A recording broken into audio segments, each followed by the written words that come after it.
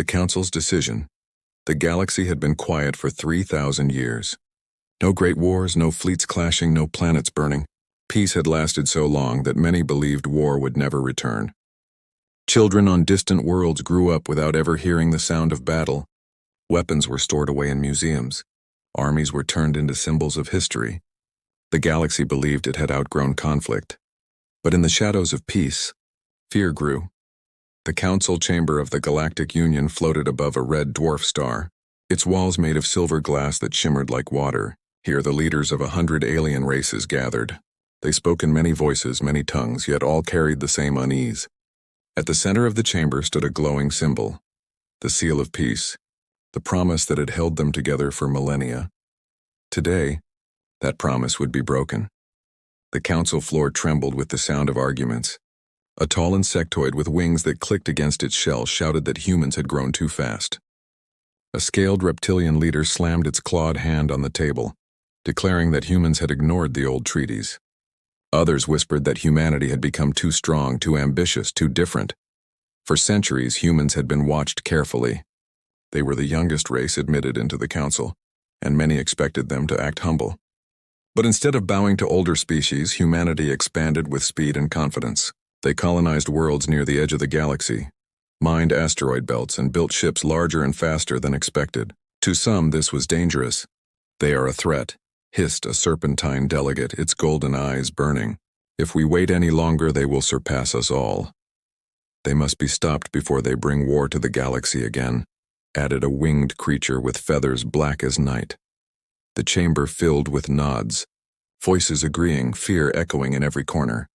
Yet there were those who opposed. A soft-voiced aquatic being, its body glowing with pale blue light, spoke slowly. Humans have broken no laws. They have defended no worlds but their own. Why do you seek to punish them? The response was harsh. Because they smile too easily when we speak of war, answered a metallic being, its body made of shifting plates. They are not like us. They never trusted peace. They never forgot blood. The silence that followed was heavier than steel. At last, the Grand Arbiter, an ancient being of immense size, rose from the central seat. Its skin was like stone, its eyes hollow pools of white light. With a voice that shook the chamber, it declared, "The matter has been weighed. Humanity will be stripped of its fleets. If they resist, war shall follow." The seal of peace above the chamber flickered. For the first time in 3,000 years, the council voted for war. The message was sent to Earth. The aliens expected terror. They expected pleas for mercy. They expected humanity to kneel before the might of the entire galaxy. Every race that had ever fought war believed humans would finally taste fear. But when the human ambassador received the declaration, he did not panic. He did not bow his head.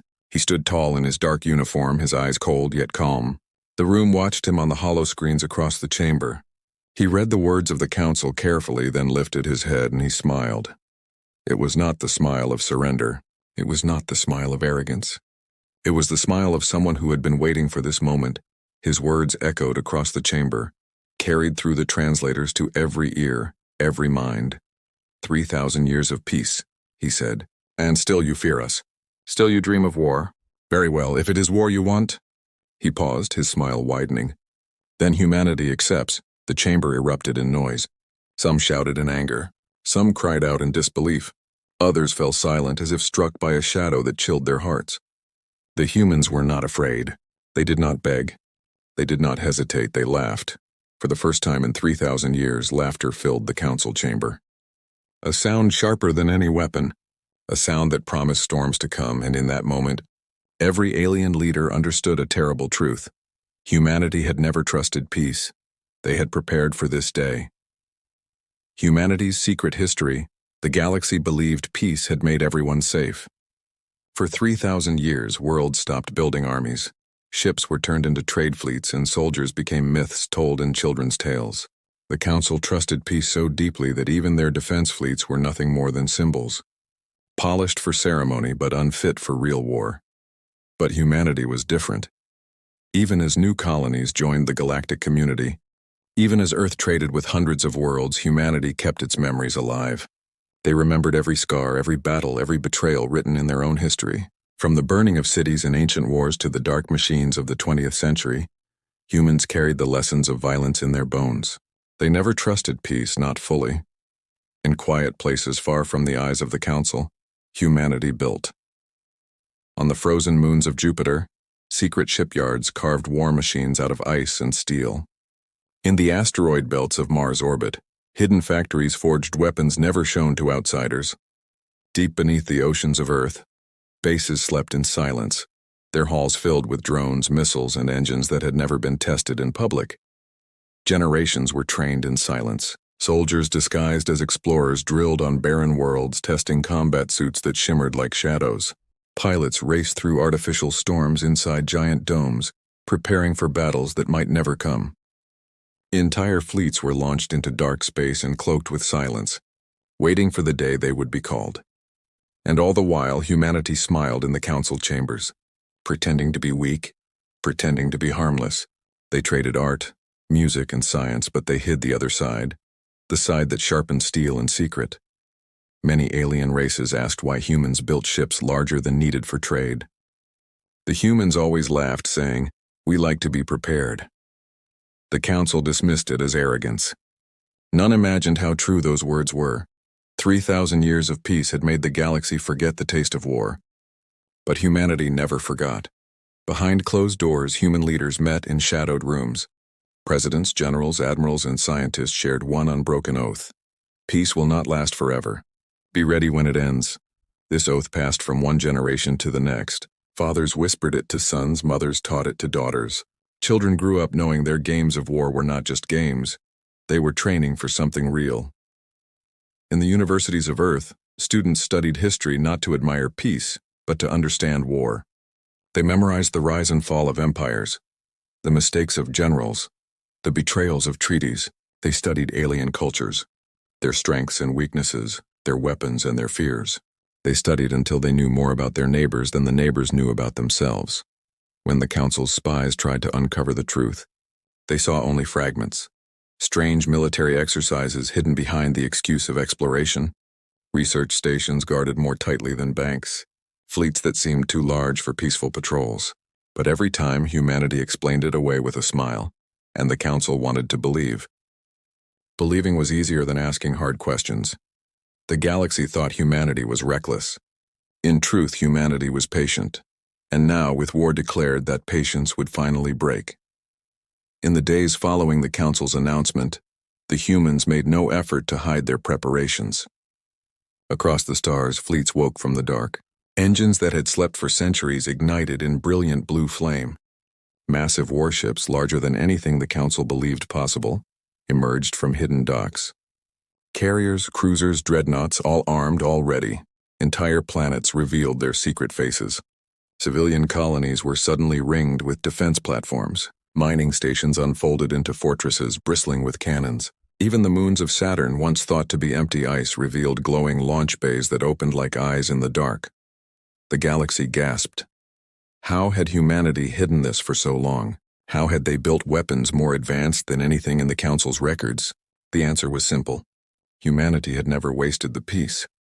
While others grew soft, they sharpened themselves in silence. While others traded away their soldiers for comfort, humanity turned their comfort into weapons. While others trusted the seal of peace, humanity trusted only in preparation. Alien leaders who once laughed at human ambition now trembled in their palaces. They whispered among themselves, wondering what other secrets humanity kept hidden. Some still believed humans could be crushed. They gathered their fleets, proud and certain that numbers alone would bring victory. But others remembered the look on the ambassador's face. That smile, that terrifying smile. They wondered what it meant, and in the depths of space, far from the Council's sight, the human fleets gathered. Thousands of ships aligned in silence, their lights burning like cold stars. Admirals stood at the command decks, their hands steady, their eyes calm. Soldiers strapped into armor. Pilots slid into cockpits, and across every channel a single message was spoken. The time has come. The galaxy had declared war, but humanity had been waiting for this moment since the day they were born. The first strike. The declaration of war spread like fire across the galaxy. Alien leaders sent messages of victory before the first battle had even begun. They believed humanity would collapse quickly. After all, how could one young species resist the strength of 100 united worlds? Pride blinded them. The first fleets were gathered by the Council within days. Thousands of ships painted with the symbols of peace now turned to war, burned across space in formation. Their engines glowed like suns, their weapons armed and ready. Every alien race wanted to be part of the first strike, the moment they believed would end the human problem forever. Their destination? Earth. They expected fear. They expected silence. Instead, as the alien fleets moved closer to human space, their long-range sensors began to fail. First came static, then shadows. Entire screens went black. Signals from their scouting ships vanished. Captains barked orders, engineers rushed to check systems, but nothing made sense. Interference? One alien commander demanded. "No," replied a frightened officer, staring at the broken readings. "It is not interference. Something is shutting us down." One by one, their ships fell into silence. Then, in the dark, human ships appeared. They did not arrive with fanfare. They did not broadcast warnings. They simply emerged from shadows like hunters stepping out of a forest. Colossal warships slid into view, their hulls black as night, their lights burning with sharp blue fire. They surrounded the alien fleets, outnumbered but unafraid. The first human voice came across open channels, clear and calm. "You came to bring war," the voice said. "Welcome. You will be the first lesson." Before the aliens could respond, the humans struck. Blinding flashes lit the void. Human missiles moved faster than any alien sensors could track. Laser beams cut across space with surgical precision, slicing through shields as if they were nothing but glass. Entire alien cruisers cracked open like fruit, their engines spilling fire into the dark. The Council fleets panicked. Some tried to fight back, unleashing their plasma cannons and energy beams, but their weapons were slow compared to the storm the humans unleashed. Every time an alien fired, the humans had already moved. Every time an alien ship tried to retreat, it was destroyed in seconds.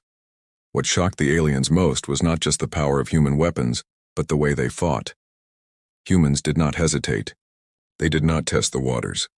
They struck with full force, with precision, with efficiency born from centuries of practice. Their movements were like a memory, as if they had fought this battle 1,000 times before. Because in truth, they had. Every battle had been played out in human simulations. In secret war games, in endless drills hidden from the galaxy, the humans knew exactly how the aliens would move, exactly how they would fight, and exactly how to break them. Within hours, the first alien fleet was gone. Not defeated, not scattered, erased.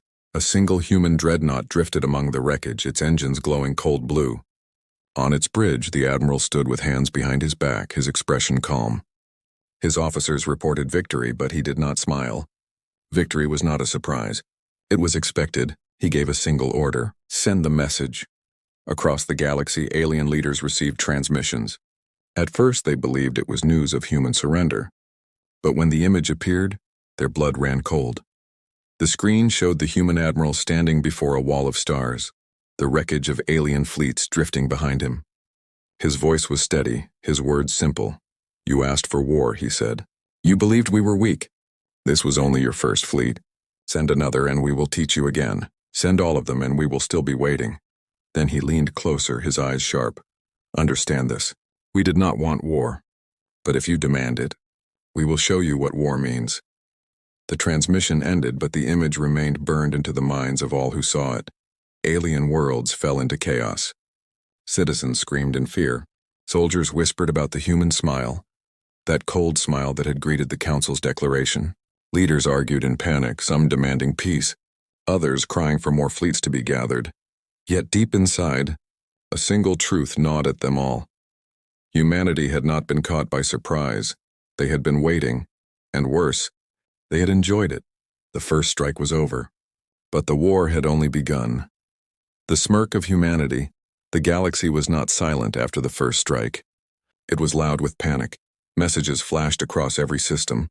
Reports of fleets destroyed, ships erased, and human war machines emerging from shadows spread like wildfire.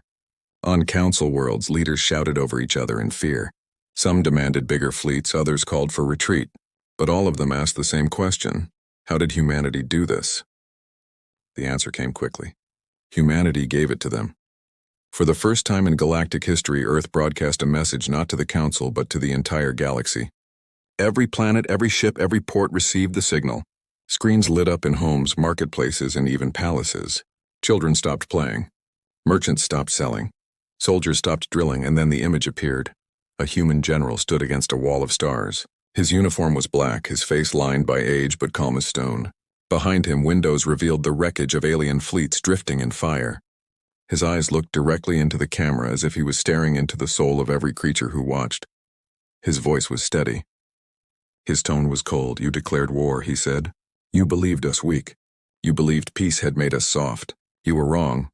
The words rolled through the galaxy like thunder. "You thought peace made us forget. But peace was our teacher. For 3,000 years, while you grew lazy, we prepared. While you sang of peace, we trained in silence. While you trusted treaties, we sharpened steel." The general leaned forward, his mouth curling into a faint smile. Not wide, not mocking, just sharp enough to chill the hearts of millions. "You wanted war," he said. "We have lived for this moment." That smirk, the small cold curve of human lips, spread terror faster than any fleet. For it was not arrogance. It was certainty. Across the galaxy, alien leaders trembled. They realized humans were not laughing out of madness. They were laughing because they were ready. The message did not end with threats. It ended with a promise. "Do not think this is defense alone. If you continue, if you send your fleets, humanity will not only survive. We will decide how this war ends. And when peace returns, it will be by our choice, not yours." The transmission ended. Silence followed, but it was not empty silence. It was heavy, choking, filled with fear. On a desert world, a child asked her father, "Why do humans smile when they speak of war?" The father had no answer. On a council world, an elder whispered to his peers, "We have awakened something ancient in them, something we thought peace had buried, but not all feared. Some burned with anger." The council gathered again, their chamber filled with shouts and accusations. They argued about sending more fleets, about crushing Earth before humanity could spread further. Pride and fear twisted together into desperate decisions, and humanity watched. They did not rush. They did not beg. Their fleets held position at the edge of known space, their engines glowing like distant stars. They sent no more threats, no more broadcasts. They simply waited as if daring the galaxy to act. Alien spies tried to gather information. What they found made the council panic even more. Human colonies were not collapsing in fear. Instead, they were celebrating. Crowds gathered in cities, watching the first broadcasts of victory, cheering as alien fleets burned in the skies.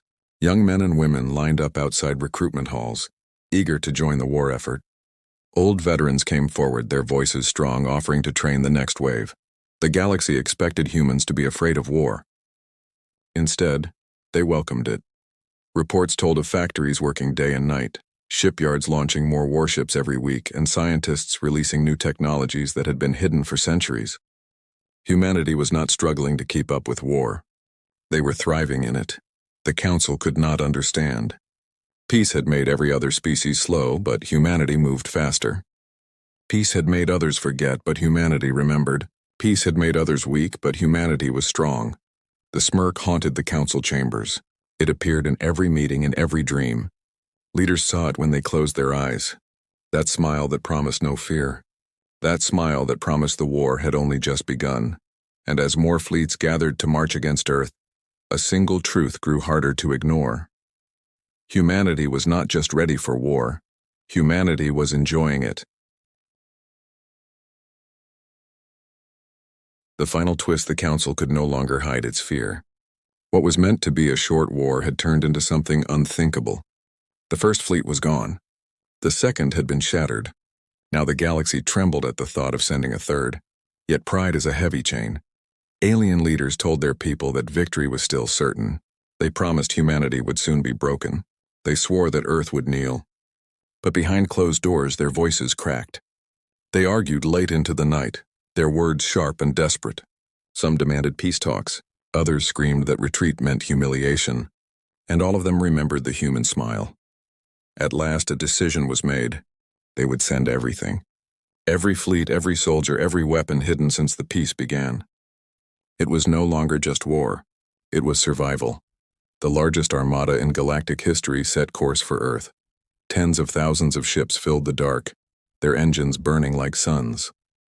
The skies above alien homeworlds emptied as the Council poured every resource into this one last strike. But as the fleet moved, whispers spread among the soldiers. They remembered the first strike.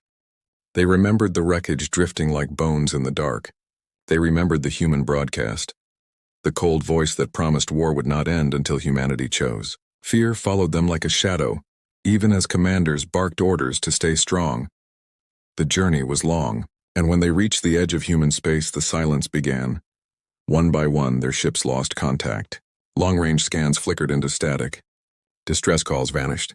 The void grew heavy, filled with invisible eyes. And then, without warning, the humans appeared again. But this time it was different. This was not a hidden ambush. This was not a single fleet. This was a storm. From every angle, human warships emerged, dreadnoughts larger than cities, carriers releasing endless swarms of fighters, cruisers moving with deadly precision. The dark of space lit up with blue and red fire as humanity revealed its full strength. The Council had believed humanity was hiding a fleet. They had been wrong. Humanity had been hiding an empire of war. The battle was not a battle. It was slaughter. Alien fleets broke apart as soon as the first shots were fired. Ships tried to retreat, but were hunted down by human squadrons that moved faster than thought. Energy beams carved through shields. Missiles tore apart flagships, and entire formations collapsed in minutes. Commanders screamed for order. Officers shouted for courage. But nothing stopped the collapse. The galaxy's might, the combined strength of 100 worlds, was falling apart before their eyes. And then came the final message. Across every channel, across every fleet, across every planet, humanity's voice returned. This time it was not just one general. It was the human ambassador, the same man who had once stood in the council chamber and smiled at the declaration of war. His face appeared again, calm, steady, and cold. "You have given us no choice," he said. "You declared war. You ended peace. And now you ask yourselves why we smile." He paused, his eyes narrowing, his voice turning sharper. "Because war is our nature. Because peace is only a pause between battles. Because for 3,000 years we waited while you grew soft. And when you came for us, we were ready." Behind him, the galaxy saw what lay beyond the human fleets. Thousands more ships rising from the dark, fleets that had not even joined the battle yet. Weapons glowing like stars, engines burning like fire. Humanity had not sent everything to the war. They still had more waiting. The ambassador's words cut deeper than any blade. "You thought war would destroy us, but it has given us purpose. And now we will decide when peace returns, not you." The screen faded to black. Across the battlefield, alien fleets collapsed in terror. Some surrendered immediately, their captains broadcasting pleas for mercy. Others fought until their ships broke apart. But the result was the same. Humanity stood unbroken. Humanity stood stronger than ever. The war was over before it had truly begun. On the worlds of the Council, leaders fell silent. They had no more armies to send, no more fleets to build. The galaxy's might had been shattered, and all because they had believed humans were weak. Now they understood. Humanity had never feared war. Humanity had never trusted peace. Humanity had only waited, and in the silence that followed, the galaxy lived under a new shadow. The shadow of a species that laughed at war. The shadow of humanity.